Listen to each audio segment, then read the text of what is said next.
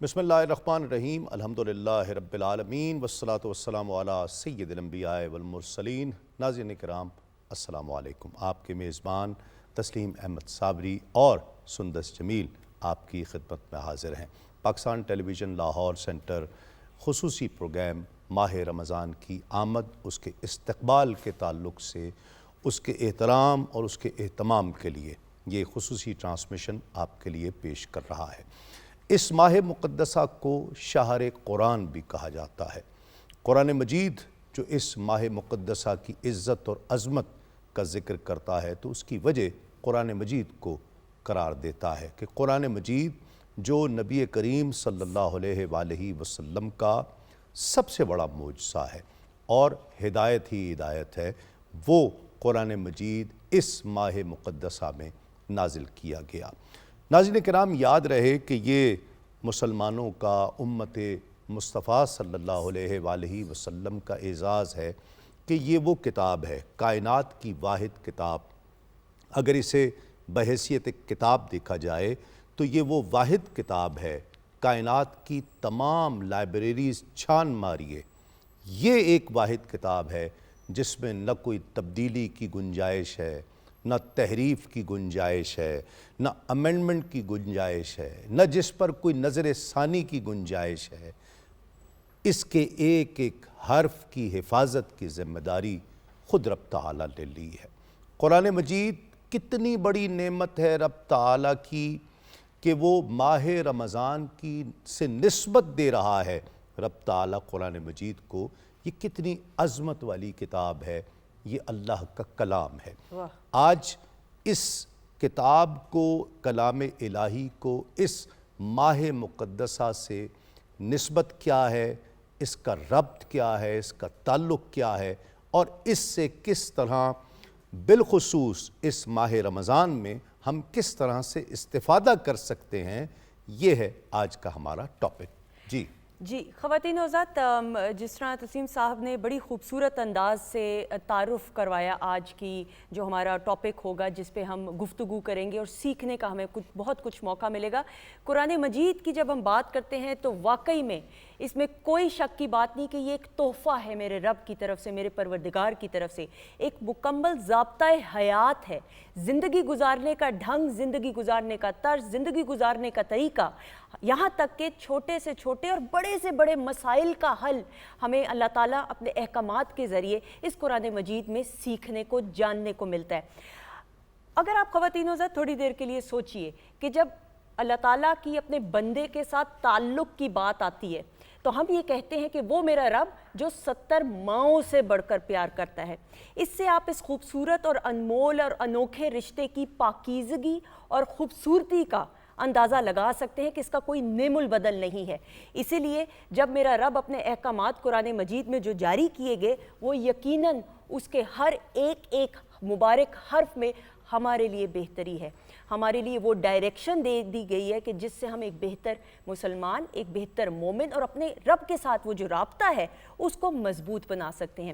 اسی سلسلے میں آج کے موضوع پر گفتگو کرنے کے لیے اور میں بحیثیت ایک اسٹوڈنٹ جتنے بھی مہمان ہیں ان سے سیکھنے کا میری خوش قسمتی ہے، اللہ تعالیٰ کا میں جتنا شکر ادا کروں کم ہے کہ ایسے بڑے بزرگوں سے سیکھنے کو ملتا ہے جو استاد کا درجہ رکھتے ہیں۔ تو میری رائٹ جانب جو موجود ہیں یہ یقیناً میرے استاد ہیں لیکن بہت ساری نوجوان نسل کو بھی پڑھاتے ہیں، کیونکہ جب ہم بات کرتے ہیں پروفیسر ڈاکٹر محمد سعد صدیقی کی تو آپ ایک معروف مذہبی اسکالر ہیں اور پنجاب یونیورسٹی کے انسٹیٹیوٹ آف اسلامک اسٹڈیز کے ڈائریکٹر بھی رہ چکے ہیں۔ السلام علیکم۔ وعلیکم السلام ورحمۃ اللہ۔ السلام علیکم۔ وعلیکم السلام ورحمۃ اللہ۔ کیسے ہیں آپ؟ جی بہت الحمدللہ، شکریہ، آپ خیریت سے ہیں؟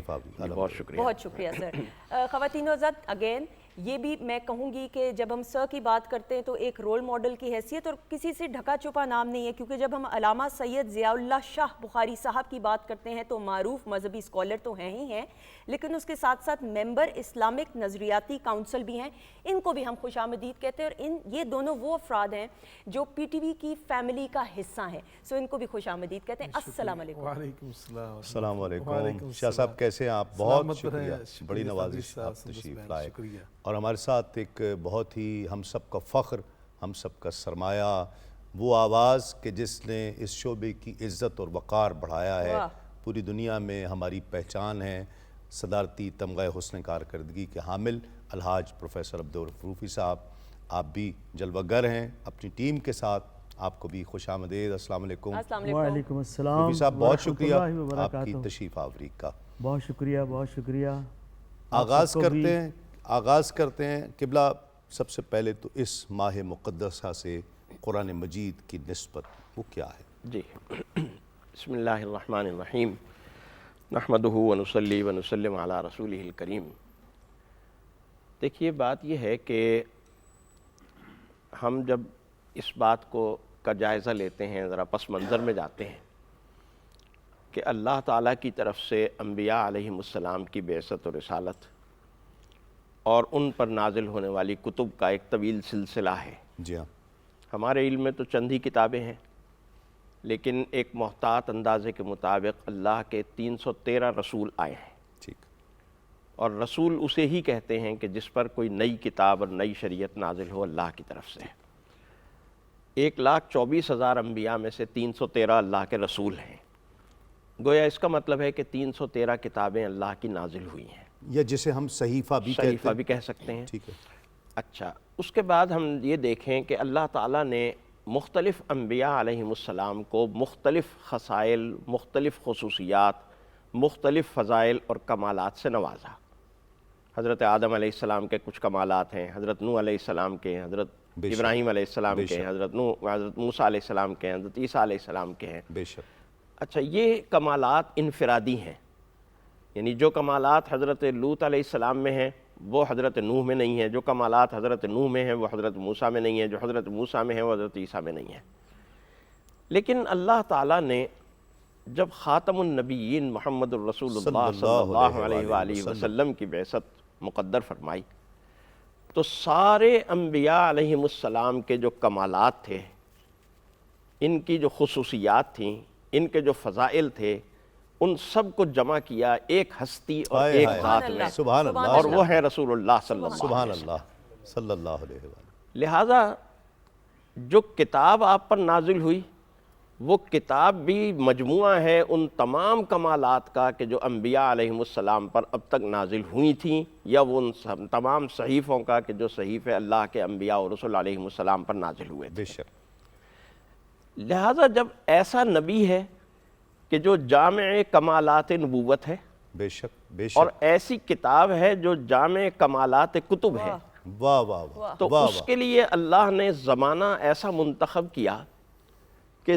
پورے زمانے کی، یا یوں کہیے کہ پورے سال کے جو انوار و برکات ہوتے ہیں، ان کا عطر، ان کا جوہر، ان کا نچوڑ ایک مہینے کی صورت میں، اور وہ رمضان المبارک کا مہینہ۔ ٹھیک ہے، پھر اس رمضان المبارک کے پورے مہینے کا عطر اور جوہر اور نچوڑ آخری عشرے میں، کیا بات، پھر اس آخری عشرے کا جوہر، عطر اور نچوڑ 5 طاق راتوں میں، کیا بات، اور پھر ان 5 طاق راتوں کا عطر اور جوہر اور نچوڑ لیلۃ القدر میں، سبحان اللہ، اور پھر لیلۃ القدر کے پوری رات کے انوار و برکات اور تجلیات کا نچوڑ اس لمحے میں جس لمحے میں اللہ تعالیٰ نے قرآن کریم لوح محفوظ پر نازل کیا۔ سبحان اللہ، سبحان اللہ، لہٰذا قرآن کریم کے نزول کے لیے جو مہینہ اللہ نے منتخب فرمایا وہ رمضان المبارک کا مہینہ تھا، کہ نبی بھی وہ جو جامع کمالات نبوت ہے، کتاب بھی وہ جو جامع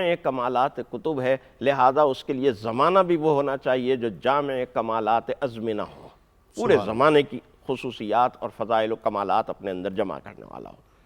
پھر ایک اور مناسبت بھی دیکھیے کہ حق تعالیٰ جل شانہ نے جہاں یہ بات ارشاد فرمائی کہ شہر رمضان الذی انزل فیہ القرآن ھدی للناس وبینات من الہدی والفرقان، یہ جو فرقان ہے یعنی حق اور باطل کے درمیان فرق اور امتیاز کرنے والا، کہ جب قرآن آیا تو جاء الحق وزہق الباطل، حق آ گیا اور باطل سمٹ گیا، حق اور باطل الگ الگ ہو گیا، اب کسی کی یہ مجال نہیں ہے کہ وہ باطل کو حق کے رنگ میں پیش کر سکے۔ اللہ اللہ اللہ، ٹھیک، اچھا، اب جب ہم روزے کی عبادت کو دیکھتے ہیں جو اللہ تعالیٰ نے اس ماہ مبارک کے اندر فمن شہد منکم الشہر فلیصم، تو روزے کی عبادت بھی اسی طرح حق اور باطل کے درمیان ایک بہت بڑا فرق اور بہت بڑا امتیاز ہے۔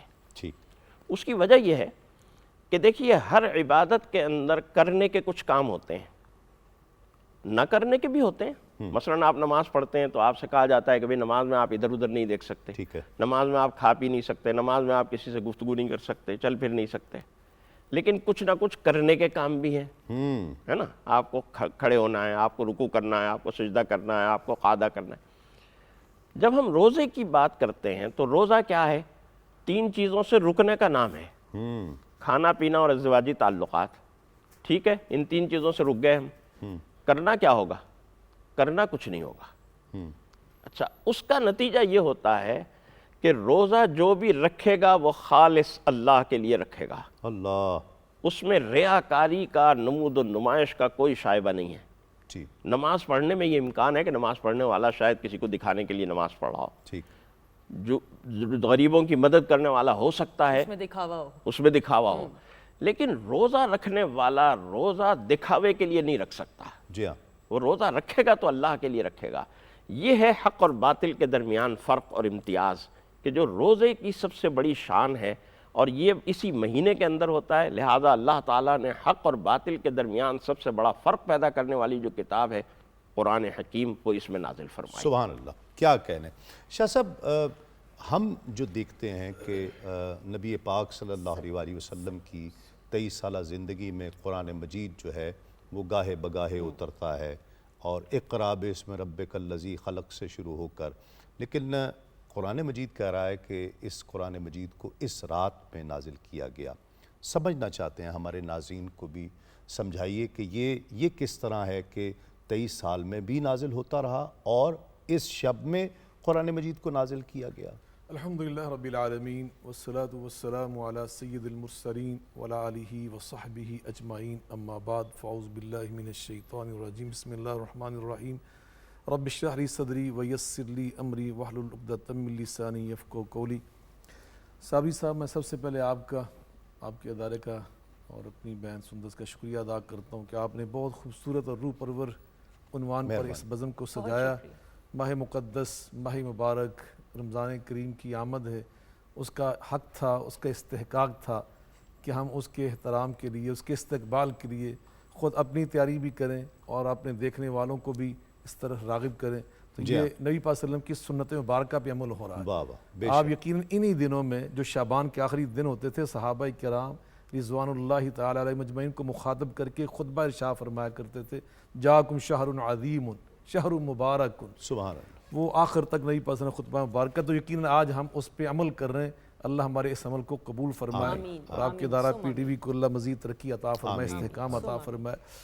حضرت ہمارے استاد محترم ڈاکٹر صاحب نے بہت خوبصورت روح پرور، ایمان افروز، بصیرت آمیز، یہ ہمارے بھی استاد ہیں، ہم ان سے بہت کچھ سیکھتے ہیں یقیناً. آپ کی محبت. تو ابھی آپ نے ان کی گفتگو کی یہ روشنی میں جو دوسرا سوال اٹھایا اور اس کو انہوں نے جواب دیا ہے پہلے اپنی گفتگو کے اندر، اتفاق سے ان کی گفتگو کے جز میں تھا لوح محفوظ. لیکن ہم جاننا چاہیں گے وہ ہے کیا، کس طرح. اس کے بعد نبی کریم علیہ السلام پر اللہ تعالیٰ نے جو 23 سال کے عرصے میں، 23 سالہ جو آپ کا وہ نبی پاک صلی اللہ علیہ وسلم کا عہد مبارک ہے، اس میں جہاں جہاں ضرورت پڑتی تھی امت کو، انسانیت کو رہبری کی، رہنمائی کی، مسائل کے حل کی اور معاشرے کی بہتری اور ترقی اور اس کے کمال کے لیے، تو اللہ تعالیٰ اس کی مناسبت سے جبریل امین علیہ السلام کی وساطت سے قرآن پر آپ نے نازل فرماتے تھے. اور بعض اوقات جبریل امین علیہ السلام کے بغیر بھی آپ نے قرآن نازل فرمایا، نزول وحی کی جو مختلف کیفیات ہیں. تو یقیناً نبی کریم علیہ السلام پر اللہ تعالیٰ نے یہ رفتہ رفتہ جو قرآن نازل فرمایا، یہ اس لیے تاکہ یہ دلوں پر راسخ ہو جائے، یہ مضبوط ہو جائے. نبی کریم علیہ السلام کا اپنا جذبہ اور شوق یہ تھا. خود قرآن مجید فرقان حمید میں اللہ تعالیٰ نے اس کا نقشہ کھینچا ہے کہ جب جبریل امین علیہ السلام آ کر نبی پاک صلی اللہ علیہ وسلم کو اللہ کی طرف سے قرآن کی چند آیات بینات تلاوت کر کے سناتے نا، تو آپ ساتھ ساتھ ان کو دہراتے، آپ ان کی تلاوت کرنے کی جستجو فرماتے، کوشش فرماتے. تو اللہ تعالیٰ نے ایک دن فرمایا، میرے محبوب آپ ایسا کیوں کرتے ہیں؟ تو آپ نے عرض کیا اس لیے کہ کوئی لفظ چھوٹ نہ جائے، میں بھول نہ جاؤں. تو اللہ تعالیٰ نے فرمایا، لا تحرک بی لسانک لتعجل بی ان علینا جمع وقرآن فاذا قرأناه فاتبع قرآن ثم ان علینا بیانا. میرے محبوب کریم علیہ الصلوۃ والسلام آپ جلدی جلدی جبریل کے ساتھ قرآن نہ پڑھا کریں. ہائے ہائے ہائے. جب وہ میری کلام آ کے آپ کو سنائے نا تو بس آپ سماعت فرمایا کریں. اس کو آپ کے دل میں راسخ کرنا یہ میری ذمہ داری ہے, اللہ. یہ میری ذمہ داری ہے, میں کروں گا اس کو آپ کے دل میں راسخ. اللہ اکبر. اور پھر فرمایا جب ضرورت ہوگی نا ہم آپ کی زبان سے اس کو جاری بھی فرمائیں گے. اور اندازہ لگائیے نبی پاک صلی اللہ علیہ وسلم کی نسبت جلیلہ یہ کتنی ہمارے پاس کتنی بڑی نعمت ہے کہ نبی کریم علیہ الصلوۃ والسلام کی نسبت جلیلہ کی برکت سے اللہ نے آپ کی امت کو بھی ایسا بنایا. میں حدیث پاک پڑھ رہا تھا ابن کثیر کے اندر, نبی کریم علیہ السلام فرماتے ہیں کہ حضرت موسیٰ علیہ السلام کو جب اللہ نے تورات عطا کی نا, جیسے بھی ڈاکٹر صاحب نے فرمایا پہلی کتابوں کے حوالے سے کتاب دی نا تورات, وہ لکھی ہوئی تھی اکٹھی مل گئی. نبی پاک صلی اللہ علیہ وسلم کو تو 23 سال میں ملی نا, انہیں ایک بار ہی اللہ تعالیٰ نے 40 راتوں کا وہاں کورس کروایا اپنے پاس بلا کر طور کی چوٹی پر, اور پوری کی پوری تورات عطا کر دی لکھی لکھائی. تو انہوں نے اس کا آ کے مطالعہ کیا. جب مطالعہ مکمل ہوا نا تو دوبارہ اللہ کی ملاقات کے لیے حاضر ہوئے تو کہا اللہ پاک میں نے اس تورات میں ایک امت کی باتیں پڑھی ہیں اور وہ امت کے فضائل یہ ہیں. ان میں فرمایا کہ وہ خیر امہ ہوگی, سب سے بہترین امت. یا اللہ فجعلہم امتی, اس کو میری یہ اعزاز میری امت کو عطا کر دیں. اللہ جواب میں فرمایا لا تلک امت احمد, میرے موسیٰ یہ فیصلے ہو چکے ہیں, یہ جو ہے نا فضیلت والی امت یہ میرے محبوب جناب احمد علیہ السلام کی. آگے جو فرمایا نا سبحان اللہ, وہ آگے یہ تھا کہ اناجیلہم فی صدورہم یقرؤون حفظا. یا اللہ پاک وہ امت جو ہے وہ بڑی ذہین امت ہوگی جو آپ ان پر کتاب نازل فرمائیں گے نا وہ کتاب ان کو زبانی یاد ہو جایا کرے گی. وہ جب بھی پڑھیں گے وہ زبان سے حفظ کے ساتھ زبانی پڑھا کریں گے. یا اللہ یہ حافظہ یہ ذہانت میری امت کو عطا کر دیں, وہ ان کو تورات اس طرح یاد ہو. فرمایا لا تلک امت احمد, موسیٰ یہ بھی نہیں ہوگا, یہ ذہین امت جو ہے یہ جناب محمد مصطفیٰ علیہ السلام کی ہوگی کہ ان کے بچے پنجابی بولنے والے, فارسی بولنے کوئی والے, بھی زبان سندھی بولنے والے, پختون بولنے والے, لیکن یہ ضخیم کتاب فصیح و بلیغ عربی زبان کی کتاب میں ان کے سینوں میں اس طرح ثبت کر دوں گا کہ بعض ایسے بچے اور قاری ہم نے دیکھے صابری صاحب اللہ کی قسم وہ پورا قرآن سناتے ہیں, ایک لقمہ بھی نہیں ہوتا. 9-10 سال کا بچہ جی, ایک غلطی نہیں ہوتی. زیر زبر صدیقی صاحب اس کی تائید کریں گے, 10 سال کا آپ نے بھی بچہ, سنا سر غلطی نہیں ہوتی. یہ اس نبی یہ تورات کے اندر اس امت کے فضائل جو لکھے. آخر میں جو بات آپ حیران ہوں گے, اللہ اکبر, حضرت موسیٰ علیہ السلام کے بارے میں لکھا حدیث کے آخر میں فَأَلْقَ الْأَلْوَاحَ, حضرت موسیٰ علیہ السلام نے تورات کی جو تختیاں تھیں نا وہ ایک طرف رکھ دی. میں ادب سے ترجمہ کر رہا ہوں صدیقی صاحب کے سامنے. فَأَلْقَ الْأَلْوَاحَ, وہ تختیاں ایک طرف رکھ دی اور اللہ سے پتہ کیا کہا فَجْعَلْنِي مِنْ أُمَّةِ أَحْمَدَ. ہائے ہائے ہائے, اللہ ایسا کر, سبحان اللہ. یہ نبوت جو ہے نا رسالت اس کی پگڑی واپس لے لے, یہ تورات بھی مجھ سے آپ واپس لے لیں, اور اس کے صلے میں اس کے عوض میں مجھے اس پیغمبر احمد علیہ السلام کو امتی ہونے کا شرف عطا کر. علامہ اقبال نے ایسے نہیں کہا تھا در دل مسلم مقام مصطفیٰ است, آب روح ماہ زی نام مصطفیٰ است. سبحان اللہ. دو جہانوں میں ہماری سرداری, ہماری برتری, ہماری فوقیت, ہماری شان و شوکت اس کا سبب یہ ہے تو اللہ رب کہ ہماری نسبت نام مصطفیٰ علیہ السلام کے ساتھ. اللہ تعالیٰ نے اس امت کو جہاں جہاں ضرورت پڑی, انسانیت کو جہاں جہاں ضرورت پڑی, 23 سال کے عرصے میں اللہ پاک نے اس قرآن کو رفتہ رفتہ کر کے نازل فرمایا تاکہ ان کے سینوں میں ثبت ہو جائے. نتیجہ کیا تھا؟ حضرت عبداللہ ابن عمر فرماتے ہیں رضی اللہ تعالیٰ عنہما, ہم نبی پاک سے تعلیم پتہ کیسے حاصل کرتے تھے؟ 10 آیات ہمارا سلیبس ہوتا تھا روزانہ کا, 10 آیات کا سبق لیتے, انہیں یا ان کے معنی مطالب مضامین مفاہیم سمجھتے, پھر ان کو زبانی یاد کرتے, پھر ان پر عمل کرتے. سر میں اس پہ یہ عمل کرنے کے حوالے سے ضرور بات کرنا چاہوں گی اور موجودہ دور میں کتنی عمل کرنے کی ضرورت ہے. خواتین و حضرات, آج کا موضوع میں سمجھتی ہوں کہ اس پہ جتنی بات کی جائے کم ہے. قرآن مجید کی فضیلت اہمیت کا اندازہ تو ہمیں ہے, لیکن مزید اس پہ بات چیت کرنے کے لیے ہمارے جو معزز مہمان ہیں ان سے گفتگو کا سلسلہ جاری رہے گا. لیکن روفی صاحب سر, آپ کی موجودگی میں میری مجال نہیں ہے کہ میں مزید بولوں. بسم اللہ سر, پہلا کلام. کوئی ضبط دینا جلال دے, کوئی ضبط دینا جلال دے, مجھے صرف اتنا کمال دے, مجھے صرف اتنا کمال دے, مجھے اپنے راہ پہ ڈال دے مجھے اپنے راہ پہ ڈال دے کہ زمانہ میری مثال دے کہ زمانہ میری مثال دے کہ زمانہ میری مثال دے تیری رحمتوں کا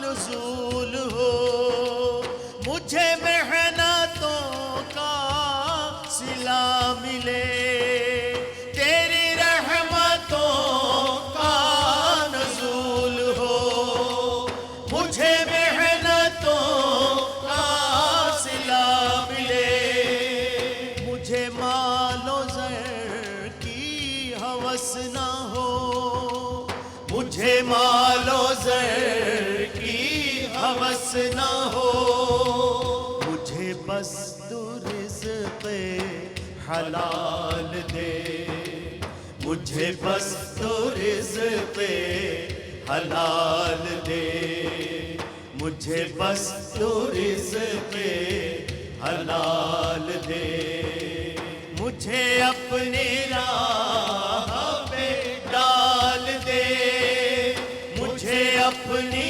راہ پہ ڈال دے کہ زمانہ میری مثال دے کہ زمانہ میری مثال دے میرے ذہن میں تیری فکر ہو میری سانس میں تیرا ذکر ہو میرے ذہن میں تیری فکر ہو میری سانس میں تیرا ذکر ہو تیرا خوف میری نجات ہو تیرا خوف میری نجات ہو سبھی خوف دل سے نکال دے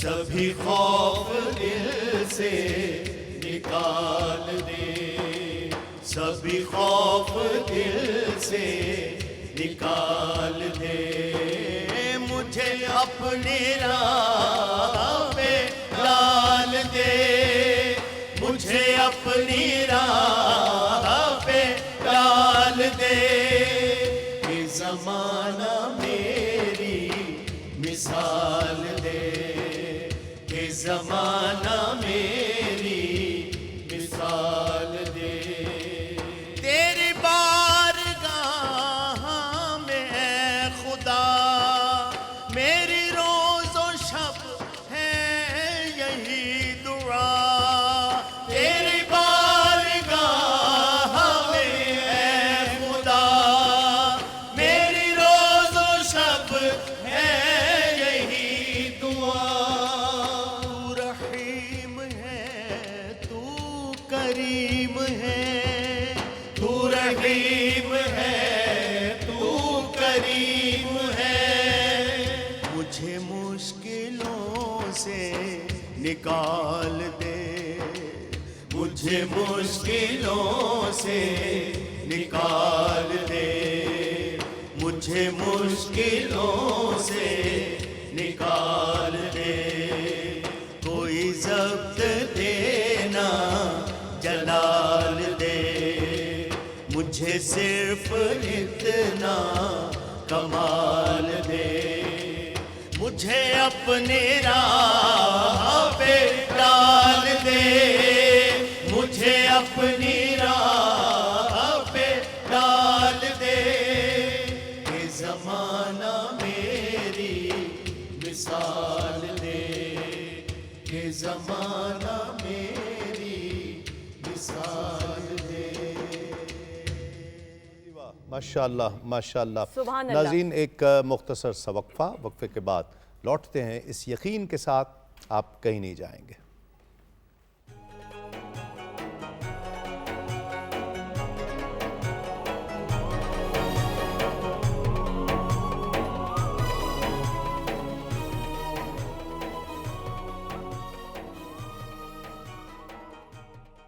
ख़वातीन और हज़रात, हम आपको खुश आमदीद कहते हैं। इस्तक़बाल रमज़ान की खसूसी नशरियात Pakistan television network Lahore centre से आप देख रहे हैं, और आज हमारे साथ हमारे जो मुअज़्ज़ज़ मेहमान मौजूद हैं, उनसे हम कुरान मजीद की अहमियत, फ़जीलत के बारे में तो जानते ही हैं, लेकिन मज़ीद इसके हवाले से जानने के लिए कि हमारे लिए कैसे मशअल राह है और हम अपनी ज़िंदगी को कैसे तरतीब में ला सकते हैं। सर, ये जुमला मेरा ठीक है, मेरी इस्लाह कीजिएगा कि ज़िंदगी को तरतीब में लाना भी बहुत ज़रूरी है। ज़ाहिर है, बिल्कुल ऑब्वियसली। बिल्कुल। अच्छा सब, जिस तरह ब्रेक पे जाने से पहले हम बात कर रहे थे, कुरान मजीद की जो नाजिल होने की तरतीब है, उस हवाले से मैं एज अ स्टूडेंट और मेरे नाजरीन जानना चाहते हैं कि जो ये तरतीब थी, ये हमेशा से ऐसी थी या जिस तरह पहले भी बयान किया, थोड़ा सा इस हवाले से बताइएगा।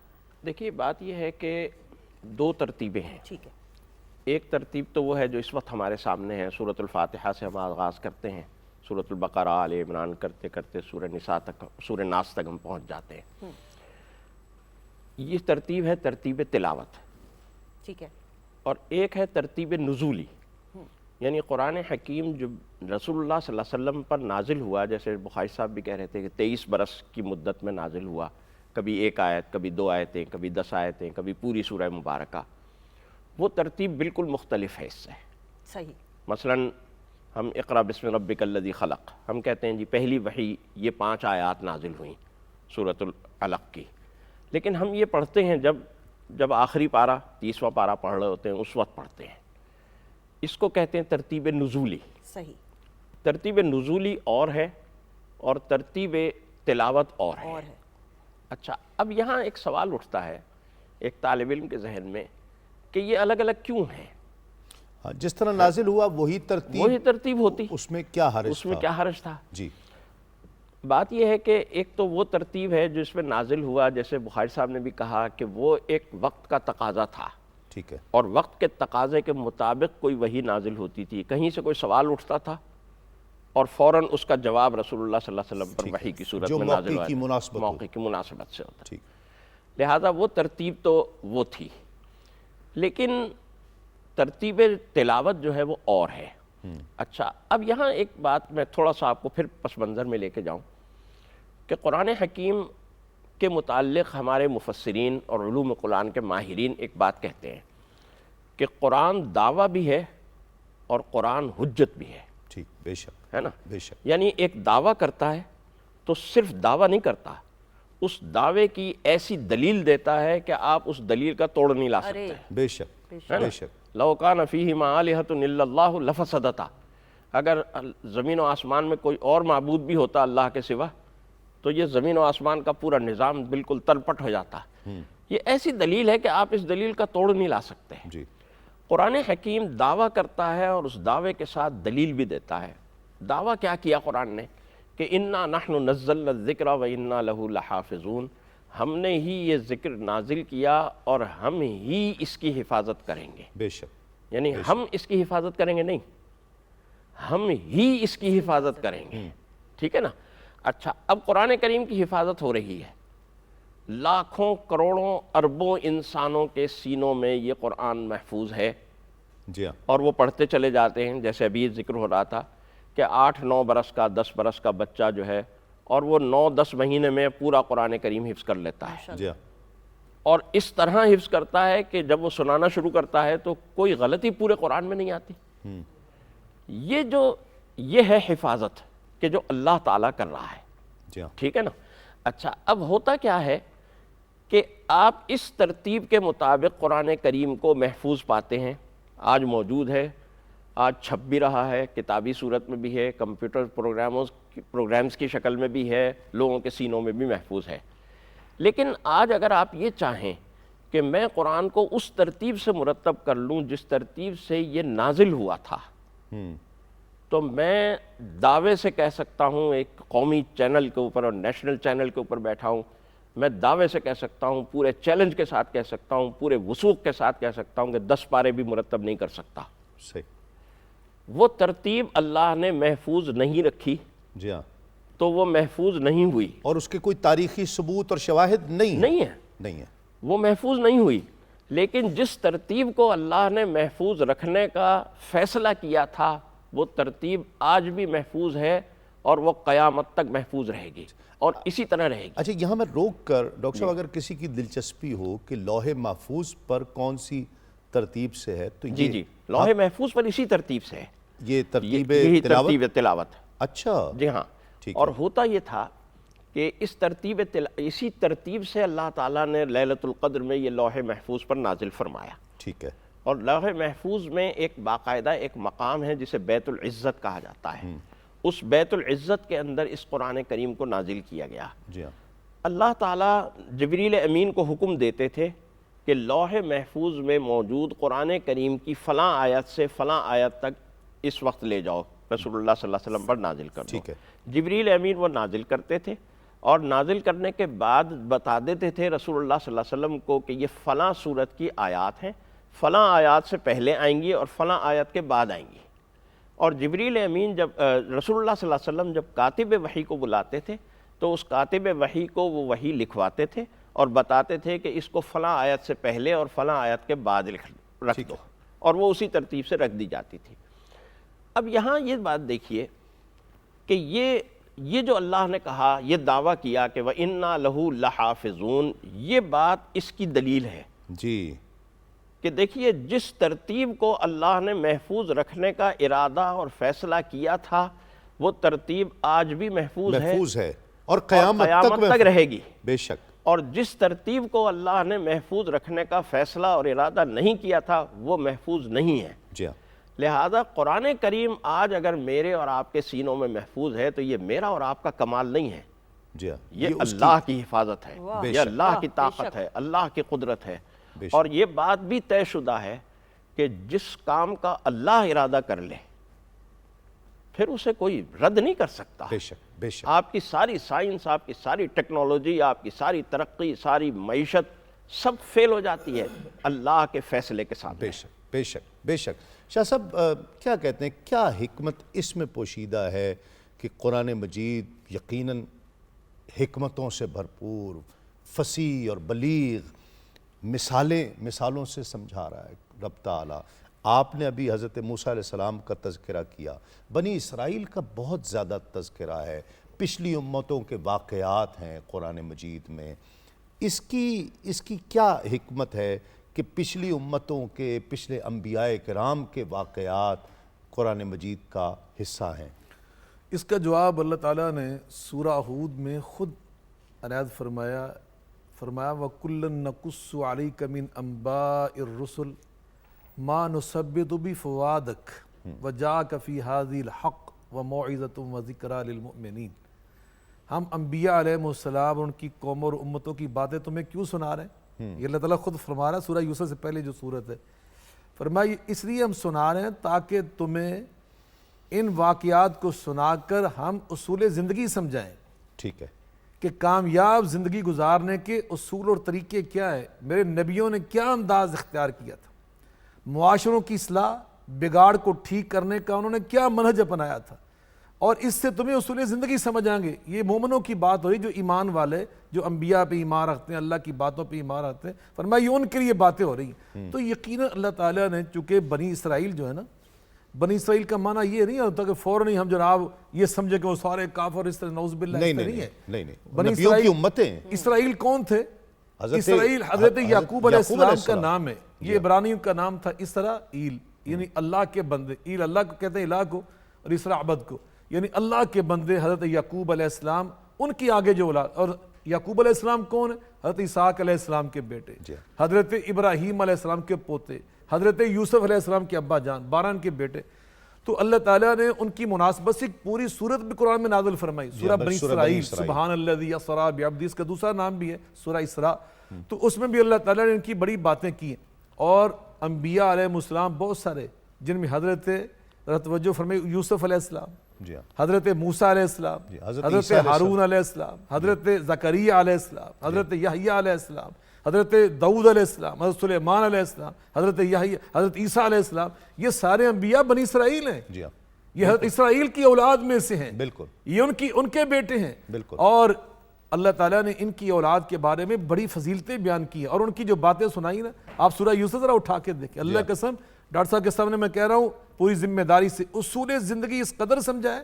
قاضی سلیمان منصور پوری رحمۃ اللہ علیہ ایک بڑا نام ہے، علم کی دنیا کا رحمۃ اللہ علیہ وسلم جو بر صغیر میں اردو زبان کی تاریخ میں سب سے پہلی کتاب سیرت مبارکہ پہ لکھنے والے رحمۃ اللہ علیہ کے ٹائٹل سے، ان کی ایک اور بھی کتاب بڑی مایہ ناز سورہ یوسف کے اوپر، اس کا نام ہے الجمال والکمال، نام ہی بڑا خوبصورت، الجمال کہ حضرت یوسف کا جمال، والکمال اور ان کی جو زندگی کے کمالات ہیں، تو ذرا پڑھیے اس میں کیا اللہ نے اصول زندگی بیان کیے۔ ما کان لیاخذ اخاه فی دین الملک، اپنے بھائی کو روکنا چاہتے تھے، اپنے پاس رکھنا چاہتے تھے، لیکن اللہ فرما رہے کہ اس دور میں جو ریاست تھی نا، اس کا جو سربراہ تھا، بادشاہ تھا، اس کا جو آئین تھا فی دین الملک، اس کے جو امیگریشن کے قوانین تھے، وہ انہیں سیدھا سادہ اپنے بھائی کو اپنے پاس روکنے کی اجازت نہیں دیتے تھے۔ چنانچہ یوسف علیہ السلام نے اپنے ملک اور اپنی ریاست کے جہاں وہ رہتے تھے، حالانکہ مسلمانوں کو اس وقت ملک نہیں تھا، اس کو نہیں توڑا، اس آئین کو پامال نہیں کیا، اس کے تقاضے پورے کیے جو بھی ان کو انداز اختیار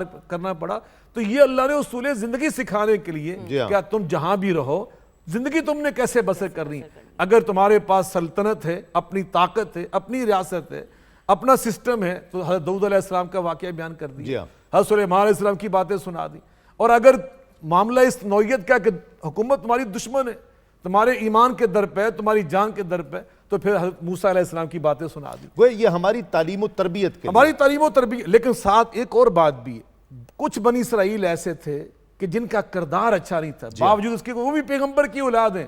اللہ نے ان کے بارے میں کیا فرمایا؟ لعن الذین کفروا من بنی اسرائیل، یہ من تبعیض کا ہے کہ بنی اسرائیل میں سے کچھ ایسے تھے کہ جن کا کردار غلط تھا۔ لعن الذین کفروا من بنی اسرائیل علی لسان داؤد وعیسی ابن مریم ذالک بما عصوا وکانوا یعتدون وکانوا لا یتناہون عن منکر فعلوا۔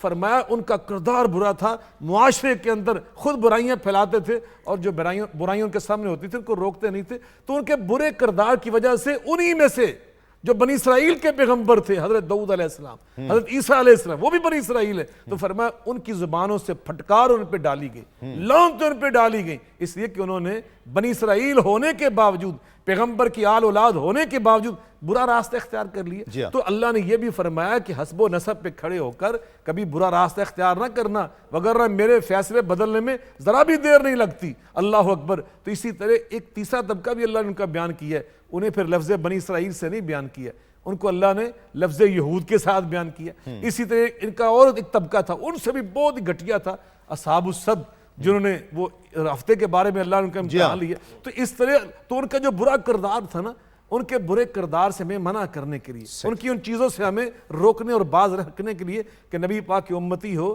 تمہارا بہت اونچا مقام ہے، کنتم خیر امت اخرجت للناس، لیکن تم کبھی اس اپنے تکبر میں نہ آ جانا کہ سرکشی کا راستہ اختیار کر لو۔ تکبر کی بجائے تم نے تواضع، عاجزی، کہ اللہ جو تمہیں بزرگی دی ہے، برتری دی ہے، عزت دی ہے، شان و شوکت دی ہے، اس کا تقاضا یہ کہ ما تواضع احد للہ الا رفع اللہ، جس قدر اللہ کے سامنے جھکتے جاؤ گے، اپنی ذمہ داریاں سمجھتے جاؤ گے، اللہ اسی طرح تمہیں بلند کرتا جائے گا۔ تو بلندی کا راستہ یہی ہے۔ شاہ صاحب نے بڑی شاندار گفتگو، اور اس کا ایک مقصد جو ہم سمجھ پاتے ہیں وہ یہ بھی ہے کہ امت مصطفیٰ صلی اللہ علیہ وآلہ وسلم کے دلوں میں ان تمام انبیاء کرام کی محبت بھی پیدا ہو جائے، ایک احترام بھی پیدا ہو جائے، خاص طور پر جو آقا علیہ السلام سیدنا ابراہیم علیہ السلام کا تذکرہ بڑی محبت کے ساتھ فرمایا کرتے، اور ان کی کئی سنتیں، ان کے شہزادے کی سنتیں ہمارے دین کا حصہ بن گئیں، دین مصطفیٰ صلی اللہ علیہ وآلہ وسلم کا حصہ، کہ ان سے ایک قلبی میلان، قلبی انس، محبت آقا علیہ السلام کی امتیوں میں بھی پیدا ہو جائے۔ تو یہ ایک وجہ بھی ہے کہ جو مسلمان جس طرح سے حضرت آدم علیہ السلام سے لے کر حضور نبی کریم صلی اللہ علیہ وآلہ وسلم تک کم و بیش تمام 1,24,000 پیغمبروں سے محبت بھی کرتا ہے، ان پر ایمان بھی رکھتا ہے، اور ان پر ایمان لانا تو لازم ہے، واجب ہے، اور ان سے محبت بھی کرتا ہے۔ اور کلام ہم شامل کرتے ہیں، ہمارے ساتھ روفی صاحب تشریف فرما ہیں۔ روفی صاحب کیا سنائیں گے؟ قصیدہ بودہ شریف۔ بسم اللہ بسم اللہ۔ مولاي صل وسلم دائما ابدا على حبيبك خير الخلق كلهم مولاي صل وسلم دائما أبدا على حبيبك خير الخلق كلهم محمد سيد الكونين والثقلين محمد سيد الكونين والثقلين والفريقين من عرب وبالأعجم مولاي صل وسلم دائما أبدا على حبيبك خير الخلق كلهم نہ کوئی آپ سا ہوگا نہ کوئی آپ جیسا ہے نہ کوئی آپ سا ہوگا نہ کوئی آپ جیسا ہے کوئی یوسف سے پوچھے مصطفیٰ کا حسن کیسا ہے کوئی یوسف سے پوچھے مصطفیٰ کا حسن کیسا ہے زمین و آسماں میں کوئی بھی مثال ہی نہیں مولاي صل وسلم دائما أبدا على حبيبك خير الخلق كلهم هو الحبيب الذي ترجى شفاعته هو الحبيب الذي ترجى شفاعته لكل حول من الأهوال مقترب مولاي صل وسلم دائما أبدا على حبيبك خير الخلق كلهم درود پر سلام پر یہی کہنا خدا کا ہے درود پر سلام پر یہی کہنا خدا کا ہے خدا کے بعد جو ہے مرتبہ صلی اللہ کا ہے خدا کے بعد جو ہے مرتبہ صلی اللہ کا ہے حدیث پاک کہلائی جو باتیں آپ نے کہی مولاي صل وسلم دائما أبدا على حبيبك خير الخلق كلهم دعا إلى الله فالمستمسكون به دعا إلى الله فالمستمسكون به مستمسكون بحبل غير منفصم مولاي صل وسلم دائما أبدا على حبيبك خير الخلق كلهم مولاي صل وسلم دائما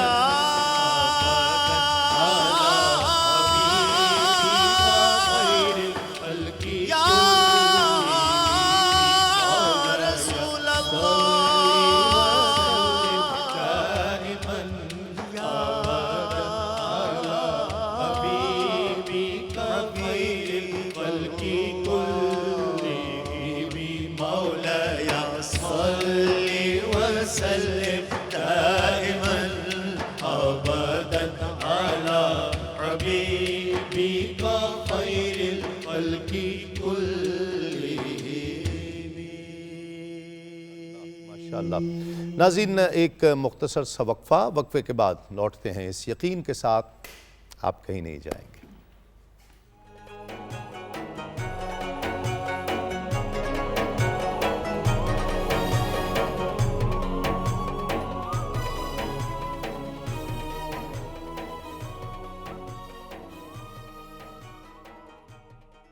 جی خواتین و حضرات، ہم آپ کو خوش آمدید کہتے ہیں اس لائیو نشریات میں جو Pakistan television network Lahore centre سے آپ براہ راست دیکھ رہے ہیں۔ ہمارے معزز مہمان ہمارے ساتھ موجود ہیں اور آج کا عنوان، آج کا موضوع جس کے حوالے سے ہمیں بالخصوص اگر میں اپنی بات کروں تو بہت کچھ سیکھنے کو مل رہا ہے، شہر قرآن۔ اور آپ یہ دیکھیے تسلیم صاحب کہ ہم اس مہینے کی جب بات کرتے ہیں، ماہ مبارک کی بات کریں، رمضان کی برکتوں کی اور رحمتوں کی اور نعمتوں کی بات کریں، تو میں سمجھتی ہوں کہ سب سے بڑی جو تحفہ ہے یا سب سے بڑی اہمیت اور فضیلت اس مہینے کی قرآن مجید اس مہینے میں نازل ہوا۔ قرآن مجید خود اس کی طرف نشاندہی فرما رہا ہے کہ یہ اس کی عزت، اس کا وقار، اس کا اعزاز ماہ رمضان کا وہ قرآن مجید ہے۔ اور قرآن مجید ایک ایسا، اس پر بات کی جائے اور استفادہ علماء کرام اسکالر سے کیا جائے تو 2 گھنٹے کا پروگرام تو کیا، اگر ہم ساری زندگی بھی قرآن مجید پر گفتگو کریں اور استفادہ کرنے کی کوشش کریں تو یہ ممکن نہیں ہے کہ ہم بات کر پائیں۔ لیکن یہ دلچسپی کی بات ہے، ڈاکٹر صاحب، قرآن مجید کہتا ہے کہ اس کتاب میں ہر خشک و تر کا ذکر ہے، ہر شے کا تذکر ہے۔ ایک پڑھنے والا اس کو کیوں نہیں سمجھ پاتا؟ میں اگر چاہوں کہ میں جو ذکر ڈھونڈنا چاہ رہا ہوں یا میں جو چیز اس سے اخذ کرنا چاہ رہا ہوں، ایک عام آدمی وہ نہیں کرتا۔ ہم تو ایک چھوٹے سے مسئلے کے لیے ایک عالم کے، ایک مفتی کے ہم محتاج ہیں کہ ہم اس سے پوچھیں کہ یہ قرآن مجید کیا کہہ رہا ہے۔ کیسے اس کو آپ اس کا ربط کیسے ہے؟ دیکھیے، بات یہ ہے کہ قرآن مجید کے کچھ تقاضے ہیں۔ یعنی آپ ذرا سوچیں کہ قرآن مجید نازل ہوا اور ہر مرتبہ جب وحی نازل ہوتی تھی تو رسول اللہ صلی اللہ علیہ وسلم کے اوپر شدید قسم کی کیفیت طاری ہو جاتی، اللہ اکبر، آپ کی پیشانی عرقآلود ہو جاتی تھی۔ اور ایک صحابی بیان کرتے ہیں کہ میں ایک دن رسول اللہ صلی اللہ علیہ وسلم کے بالکل ساتھ بیٹھا ہوا تھا اور میرا گھٹنا رسول اللہ صلی اللہ علیہ وسلم کی ٹانگ کے نیچے کو آیا ہوا تھا، ایسے بیٹھے تھے مجلس میں۔ اس دوران وحی کا نزول شروع ہو گیا تو مجھے یوں لگا کہ میرا گھٹنا چکنا چور ہو جائے گا رسول اللہ صلی اللہ علیہ وسلم۔ یہ اتنا انا سنلقی علیک قولا ثقیلا کہ ایک بڑا بھاری قول ہم آپ کے اوپر نازل کر رہے ہیں۔ پھر اس کی حفاظت اور پھر اس کی اشاعت، کتنی تکلیفیں اٹھائیں رسول اللہ صلی اللہ علیہ وسلم نے، کتنی تکلیفیں اٹھائیں صحابہ کرام رضوان اللہ علیہم مجمعین نے، اور اس کے بعد ہمارے تابعین نے، فقہاء نے، اولیاء نے، محدثین نے۔ کیا صرف اس لیے کہ ہم اپنے گھر میں ایک اونچا سا طاق بنائیں اور قرآن کریم اس میں رکھ دیں، ایک خوبصورت سا جزدان سی کے اس کے اندر لپیٹ کے اور رکھ دیں، روزانہ صبح کو صفائی کرتے ہوئے اسے اٹھائیں، اس کی گرد جھاڑ دیں، چومیں اور واپس وہیں رکھ دیں؟ یا اگر کوئی ہمارا عزیز رشتہ دار جان کنی کی کیفیت میں ہے تو اس کے سرانے کھڑے ہو کے یاسین پڑھ کے اسے ماریں؟ قرآن مارنے کے لیے نہیں آیا، قرآن زندگی دینے کے لیے آیا ہے۔ یا ایک اور ہمارے ہاں ایک رسم ہے، میں اکثر اس کا ذکر کیا کرتا ہوں کہ ایک کمبینیشن ہے، مجھے آج تک سمجھ نہیں آیا، کہ جب ہماری بچی رخصت ہو رہی ہوتی ہے تو ویڈیو کیمرے کی لائٹ ہوتی ہے اور قرآن کا سایہ ہوتا ہے۔ یہ کمبینیشن مجھے آج تک سمجھ نہیں آیا۔ قرآن کریم کا کچھ تقاضے ہیں۔ سب سے پہلا تقاضا تو یہ ہے کہ اسے پڑھا جائے، ٹھیک ہے نا؟ اور پڑھنے کا مطلب یہ نہیں کہ صرف اس کی تلاوت ہو جائے، سمجھ کر پڑھیں، سمجھ کر ترجمے کے ساتھ پڑھیں۔ سمجھنے کے بعد اس کا یعنی پہلا تقاضا تلاوت، دوسرا تقاضا اس کو سمجھنا، تیسرا تقاضا اس پر عمل کرنا، اور چوتھا تقاضا ہے اس کے پیغام کو عام کرنا۔ ٹھیک ہے۔ خیرکم من تعلم القرآن وعلمہ، رسول اللہ صلی اللہ علیہ وسلم ارشاد فرماتے ہیں کہ تم میں سے بہترین لوگ وہ ہیں جو قرآن کریم سیکھیں اور پھر دوسروں کو سکھائیں۔ یعنی صرف سیکھنا کافی نہیں ہے، دوسروں کو بھی سکھائیں اور اس کے پیغام کو عام کریں۔ یہ تقاضے ہم بھول گئے، ٹھیک ہے، ہم نے ان تقاضوں کو فراموش کر دیا، اور قرآن کریم سے جو ہمارا تعلق اور ہمارا رشتہ ہے وہ نہایت کمزور ہو گیا۔ آج اگر آپ قرآن کریم سے متعلق معلومات لوگوں سے پوچھیں، لوگوں کو پتہ ہی نہیں ہوتا۔ قرآن کریم، میری بڑی بہن کہیں جا رہی تھی سفر میں تو ایک خاتون ان سے کہنے لگی کہ میں تو کئی مرتبہ سورہ بقرہ پڑھ لیتی ہوں ایک دن میں. تو انہوں نے کہا اچھا کتنی دیر لگتی ہے آپ کو سورہ بقرہ پڑھنے میں؟ کہنے لگی کہ 4 سے 5 منٹ. اچھا ہاں انہوں نے کہا 4 سے 5 منٹ کیسے؟ سورہ بقرہ 2.5 سپاروں کی سورت ہے. آپ کو پتہ بھی ہے سورہ بقرہ کون سی سورہ؟ ہاں مجھے پتہ ہے، جو پہلے صفحے پہ ہوتی ہے الف لام میم سے شروع ہوتی ہے وہ سورہ بقرہ ہے. میں نے کہا تو کہاں تک پڑھتی ہیں آپ؟ کہنے مفلحون تک، بس وہی سورہ بقرہ ہے. تو یہ ہماری معلومات کا اور ہمارے تعلق کا حال ہے اس قرآن کریم سے. ٹھیک. ہمارا تعلق اس قرآن کریم سے بہت کمزور ہو گیا، اور ہمیں بدقسمتی سے ہمیں اس تعلق کو مضبوط کرنا ہے. اور یہ جو رمضان المبارک کا مہینہ ہے، میں اکثر کسی چینل پر جب رمضان کے حوالے سے یہ گفتگو ہوتی ہے تو یہ بات کہتا ہوں کہ ہر رمضان ہم یہ عہد و پیمان کریں اور اللہ سے وعدہ کریں کہ اے اللہ ہم اس قرآن سے اپنے رشتے کو مضبوط کریں گے، بے شک، اور اس قرآن سے اپنے تعلق کو مضبوط کریں گے. اور وہ تعلق کیسے مضبوط ہوگا؟ میں اکثر 2 تفسیریں سجیسٹ کرتا ہوں کہ یہ 2 تفسیریں پڑھیں آپ. ان 2 تفسیروں کو پڑھ کر آپ کے ذہن میں، آپ کے جسم میں، آپ کے دل میں، آپ کے روئے روئے میں قرآن جائے گا انشاءاللہ تعالی. اور وہ 2 تفسیریں کون سی ہیں؟ ایک پیر کرم شاہ صاحب کی ضیاء القرآن اور ایک مفتی شفیع صاحب کی معارف القرآن. یہ 2 تفسیریں میں سمجھتا ہوں کہ ہر پاکستانی کو، ہر اردو بولنے سمجھنے والے کو ضرور پڑھنی چاہیے. پیر کرم شاہ صاحب کی تو زبان بہت کیا خوبصورت کہنے، زبان، بہت ادب اور بیان اور اشعار، برمحل اشعار اور برمحل، اتنی خوبصورت گفتگو ہے کہ بندہ بالکل اس میں مگن ہوتا چلا جاتا ہے. مفتی شفیع صاحب رحمۃ اللہ علیہ جب بیان کرتے ہیں مسائل کو، اتنے خوبصورت انداز سے مسائل کو بیان کرتے ہیں کہ بندہ ان مسائل کے اندر بالکل گم ہوتا چلا جاتا ہے اور یوں سمجھتا ہے اور یوں لگتا ہے کہ جیسے قرآن اس پر نازل ہو رہا ہے. تو ہمیں قرآن کریم سے اپنے رشتے کو، اپنے تعلق کو مضبوط کرنا ہوگا اور اسے سمجھنا ہوگا، سمجھ کر اسے عمل کرنا ہوگا اس پر، اور عمل کرنے کے بعد پھر اس کے پیغام کو عام کرنا ہوگا. یہ ہمیں ضروری بات. ڈاکٹر صاحب نے بھی بتایا پڑھنے والے کو ضرورت ہے کہ تفسیر پڑھے، بلکہ ڈاکٹر صاحب نے تو مہربانی کی اور تفاسیر کے نام بھی بتا دیے کہ یہ پڑھ لے اپنے اپنے طور پر. ہو سکتا ہے آپ ہوں یا کوئی اور عالم ہو تو وہ اور تفاسیر کا ذکر بھی کرے کہ میری نظر میں یہ زیادہ بہتر میری.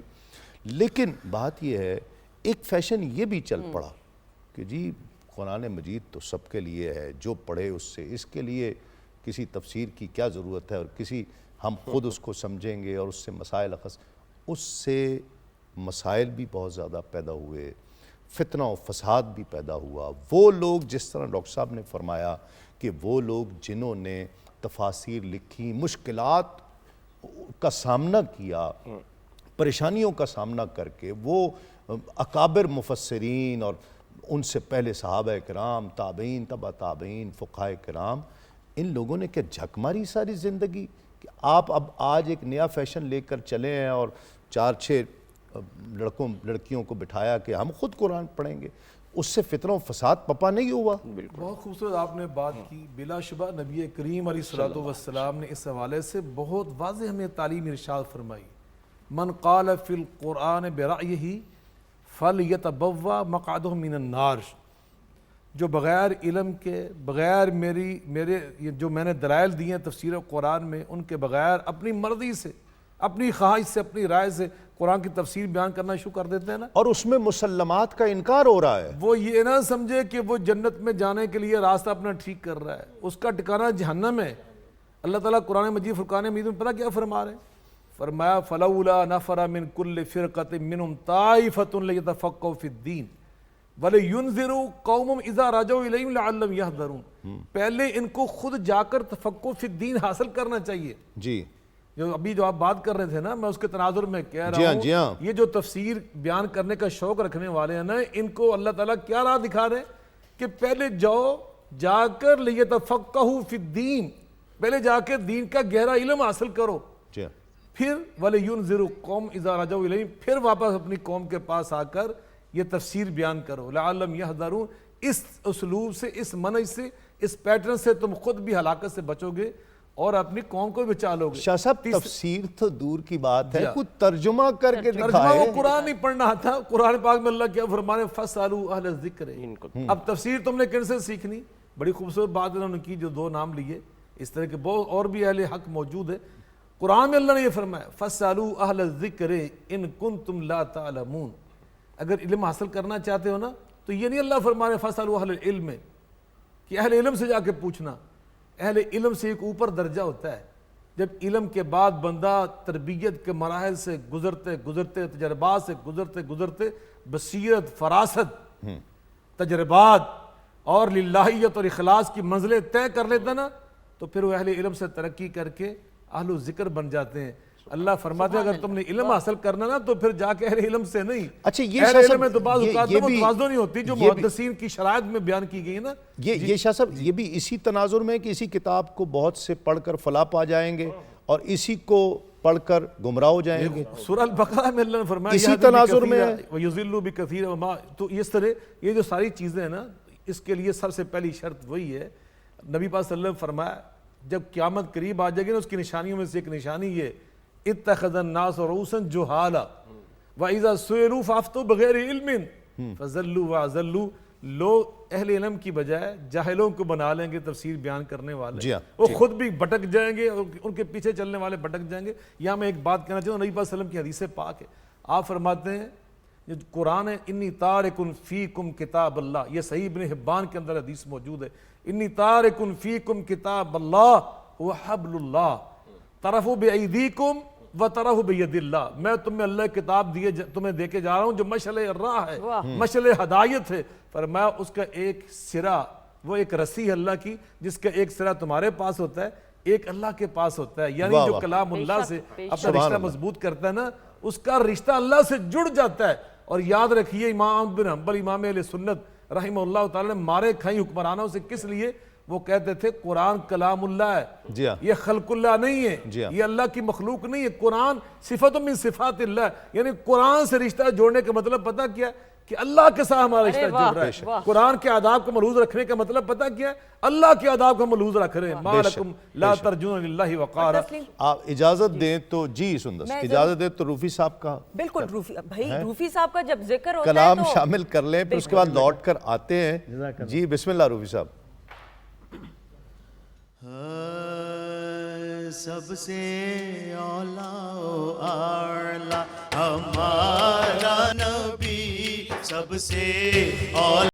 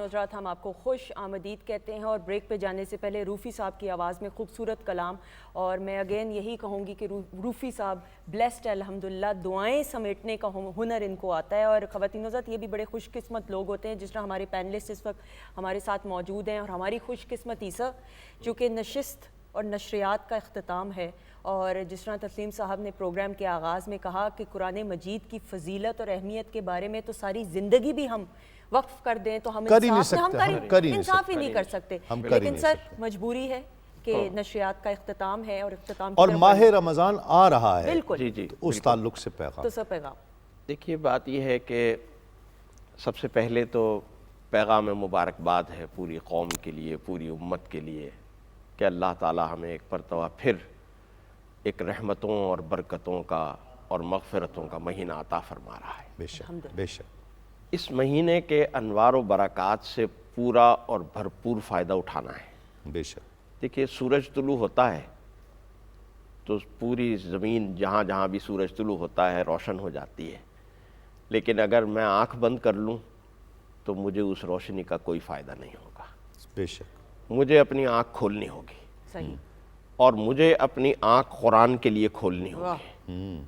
मुझे कुरान करीम से अपना रिश्ता और अपना ताल्लुक़ मज़बूत करना होगा, और उसका तरीक़ा ये है। देखिए, बात यह है कि जब हम सफाई करते हैं ना, पेंट करते हैं, तो पहले वहाँ की गंदगी को ख़त्म करते हैं, है ना। गंदगी को ख़त्म करने के बाद फिर सफाई होती है, धुलाई होती है, लौहे पॉलिश दिल को होती है, साफ किया जाए। लौहे दिल को साफ़ किया जाए।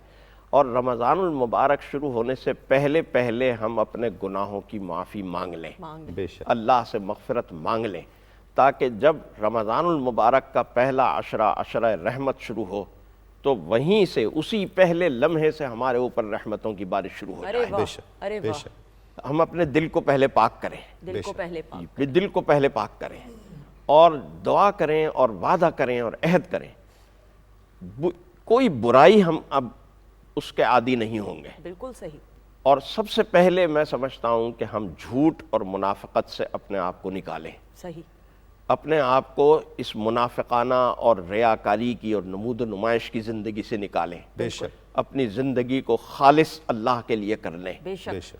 और अल्लाह के सिवा को सब कुछ निकाल दें। बेशक, और उसके बाद हम रमज़ानुल मुबारक का आगाज़ करें, और हर महीने, हर दिन, रमज़ान का हर दिन कुरान करीम का कम अज़ कम एक पारा ज़रूर पढ़ें, यकीनन यकीन। सही। और उसका तर्जुमा ज़रूर पढ़ें। बिल्कुल सही, शाह साहब पैगाम।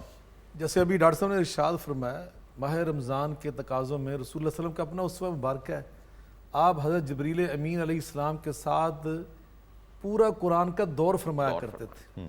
पूरा कुरान, फलम्मा कानल आमुल्लज़ी कुबिज़ फ़ी, ज़िंदगी का जो आखिरी साल मुबारक था, उसमें आपने 2 बार कुरान का दौर फरमाया।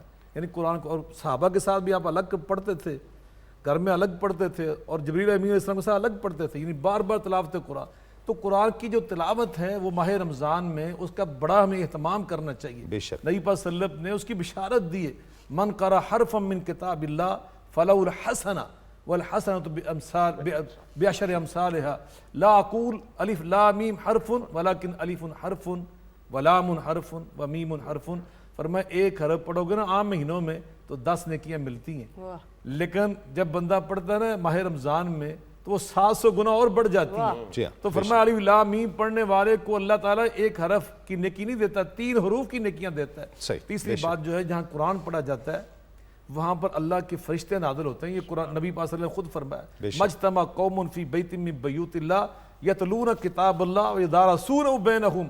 और आगे क्या फरमाया, इल्ला हफ़्फ़तहुमुल मलाइका, वहाँ फरिश्ते नाज़िल होते हैं। और बेशक। जब फरिश्ते नाज़िल होते हैं उसका मतलब पता क्या होता है, वहाँ से शैतान भाग जाते हैं। बेशक। शैतान भागने का मतलब क्या, वो नहूसते, नजाजते, खबासते, गंदगियां वो बेबरकती साथ और लेके सारी जाते चीज़ें, बिल्कुल हैं। सही। और फरिश्ते जब आते हैं अल्लाह की रहमतें, बरकतें साथ लेकर आते और हैं, मैं शिफा लेकर आते और हैं। मैं सर यहाँ पे ये ज़रूर बात करना चाहूँगी आप तमाम मेहमानों का शुक्रिया अदा करते हुए कि ख़वातीन और हज़रात, मैं एक माँ होने की हैसियत से मैं समझती हूँ कि जितने भी वालिदैन हैं आजकल के दौर के, कि छोटी उम्र से बच्चों के सामने कुरान قرآن پاک کی تلاوت ترجمے کے ساتھ کیجئے، تاکہ جب تلاوت ہو اور ترجمہ ساتھ ہو تو بچوں کو کم عمری سے ہی سمجھ آنا شروع ہو جائے میرے رب کے پیغام کی اور جو احکامات ہیں۔ اور میں سمجھتی ہوں کہ قرآن پاک کی فضیلت اور اہمیت کے بارے میں آج کی نشست میں تو ہم نے بات کی، لیکن انصاف ہم ساری عمر نہیں کر سکتے۔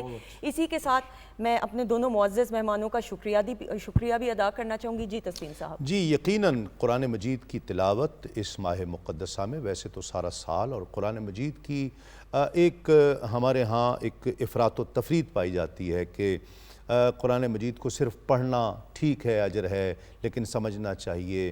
ایک کہتا ہے جی تلاوت کریں، ضرور دونوں چیزیں، قرآن مجید کی تلاوت بھی بہت باعث برکت ہے، اس کا ایک ایک حرف برکتوں سے مالا مال ہے، بھرا ہوا ہے۔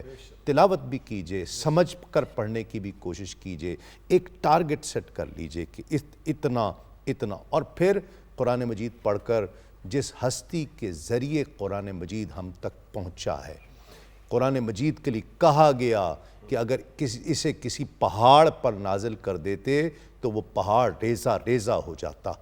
وہ قلب مصطفیٰ ہی ہے جو اس ثقیل کلام کا متحمل ہو سکا ہے۔ قلب مصطفیٰ پر نازل ہو کر یہ امت مصطفیٰ صلی اللہ علیہ وآلہ وسلم تک پہنچا ہے۔ تو یہ وسیلہ نہیں بھولنا چاہیے، جہاں ہم رب کی نعمتوں کا، اور اس سب سے بڑی نعمت قرآن مجید اور پھر آقا علیہ السلام جیسی نعمت کا ہم شکر ادا کریں، وہاں ہمیں آقا علیہ السلام سے بھی اپنی محبتوں کا، عقیدتوں کا، اطاعت کا، اتباع کا اس انداز سے اظہار کرنا چاہیے کہ ہم شکر گزار ہیں کہ اس ہستی کے وسیلے سے، آپ کے ذکر سے، آپ کے قلب مصطفیٰ صلی اللہ علیہ وآلہ وسلم کے ذریعے سے یہ قرآن مجید ہم تک پہنچا ہے۔ میں ڈاکٹر سعد صدیقی صاحب آپ کا بہت شکر گزار، شاہ صاحب قبلہ آپ کا بہت شکریہ، روفی صاحب تو ہماری شان ہے، آن ہے، تشریف لاتے رہیں گے انشاءاللہ۔ بہت شکریہ سر۔ سندس جمیل اور تسلیم احمد صابری کو اجازت دیجئے، انشاءاللہ کل ایک مرتبہ پھر آپ سے استقبال رمضان کی ہی اس ٹرانسمیشن میں ملاقات ہوگی۔ روفی صاحب کلام پیش کریں گے، کل تک کے لیے اجازت دیجئے، السلام علیکم، تسلیمات۔ رمضان حلا رمضان حلا رمضان حلا رمضان حلا اهلا وسهلا اهلا وسهلا فالبشر وافا والنور حلا فالبشر وافا والنور حلا رمضان آیا رمضان آیا رمضان آیا رمضان آیا ساتھ اپنے لایا ساتھ اپنے لایا نیکی کی خوشبو رحمت کا سایہ نیکی کی خوشبو رحمت کا سایہ رمضان آیا رمضان آیا رمضان آیا رمضان آیا سارے دن اس کے رحمت سراپا برکت ہی برکت ایک ایک لمحہ برکت ہی برکت ایک ایک لمحہ لایا کرم یہ نوری مہینہ لایا کرم یہ نوری مہینہ اس کو مبارک جس نے یہ پایا اس کو مبارک جس نے یہ پایا رمضان آیا رمضان آیا ساتھ اپنے لایا ساتھ اپنے لایا نیکی کی خوشبو رحمت کا سایہ نیکی کی خوشبو رحمت کا سایہ رمضان حلا رمضان حلا اہلا و سہلا اہلا و سہلا رحمت کا منظر سحری افطاری رات ایک اس کی سالوں پہ بھاری رات ایک اس کی سالوں پہ بھاری ملنے کی اس سے کر لو تیاری ملنے کی اس سے کر لو تیاری بخشش کا کر لے جمع سرمایہ بخشش کا کر لے جمع سرمایہ رمضان آیا رمضان آیا ساتھ اپنے لایا ساتھ اپنے لایا نیکی کی خوشبو رحمت کا سایہ رمضان آیا رمضان آیا رمضان آیا رمضان آیا رمضان آیا رمضان آیا دوزخ سے پائی اس نے رہائی دوزخ سے پائی اس نے رہائی رمضان میں جس نے نیکی کمائی رمضان میں جس نے نیکی کمائی جنت میں اس نے